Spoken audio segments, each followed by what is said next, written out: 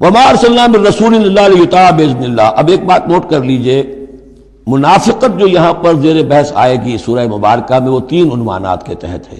منافقوں پہ نماز بھاری نہیں تھی، روزہ بھاری نہیں تھا،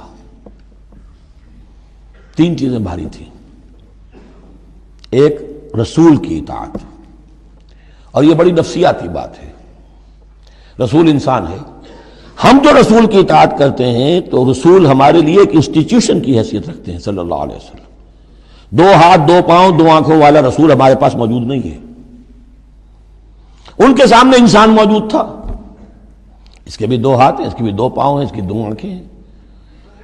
انسان کی اطاعت کرے یہ بہت مشکل ہے، جیسا کہ جماعتوں میں ہوتا ہے۔ امیر کی اطاعت سے زیادہ بھاری کام کون سا ہے؟ بڑا مشکل کام۔ اپنی رائے کو پیچھے ڈالیں تو امیر کی رائے پر چلیں۔ ایک تو ان کے جس کے دل میں یقین تھا کہ یہ محمد صلی اللہ علیہ وسلم، یہ محمد ابن عبداللہ تو ہیں جنہیں ہم دیکھ رہے ہیں، لیکن حقیقتاً میں جو ایمان لایا ہوں وہ محمد الرسول اللہ پر لایا ہوں کہ اللہ کے رسول ہیں، تب تو بات ہو جائے۔ لیکن جن کے دلوں میں یہ یقین نہیں تھا یا کمزور تھا، ان کے لیے حضور کی شخصی اطاعت بڑی بھاری تھی، بڑی کٹھن تھی۔ یہ بعض مواقع پر وہ کہتے تھے کہ یہ جو کچھ کہہ رہے ہیں اپنے پاس سے کہہ رہے ہیں، کیوں نہیں سورت نازل ہو جاتی، کیوں نہیں آیت نازل ہو جاتی؟ اور سورہ محمد اسی انداز میں نازل ہوئی ہے کہ پھر اللہ نے کہا اچھا لو پھر یہ آیت ہم نازل کر دیتے ہیں قتال کی۔ وہ یہ کہتے تھے یہ محمد نے خود اپنی طرف سے اقدام کر دیا۔ دوسری چیز جو کٹھن تھی وہ تو کٹھن ہے قتال، اللہ کی راہ میں جنگ کے لیے نکلنا، خطرہ ہے، مرحلہ سخت ہے اور جان عزیز۔ اور تیسری چیز ہجرت۔ اب ہجرت میں منافقین مدینہ نہیں، منافق جو اور تھے گردا گرد کے اور مکے میں جو تھے ان کا ذکر آئے گا اب آگے۔ گھر بار چھوڑ کر، خاندان والوں کو چھوڑ کر نکل جانا آسان کام نہیں۔ اب سب سے پہلے اطاعت رسول، اس کی کیا اہمیت ہے؟ وما ارسلنا من رسول الا لیطاع باذن اللہ، تو ہم نے نہیں بھیجا کسی رسول کو مگر اس لیے کہ اس کی اطاعت کی جائے اللہ کے حکم سے۔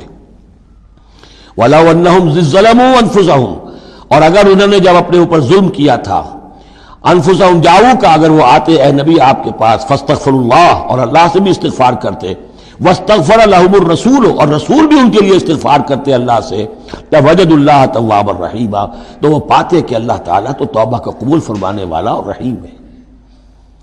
فلا وربک لا یؤمنون، تو نہیں تیرے رب کی قسم یہ ہرگز مومن نہیں ہو سکتے، حتیٰ یحکموک فیما شجر بینہم، جب تک کہ یہ آپ کو حکم نہ مانے ان تمام معاملات میں جو ان کے مابین پیدا ہو جائیں۔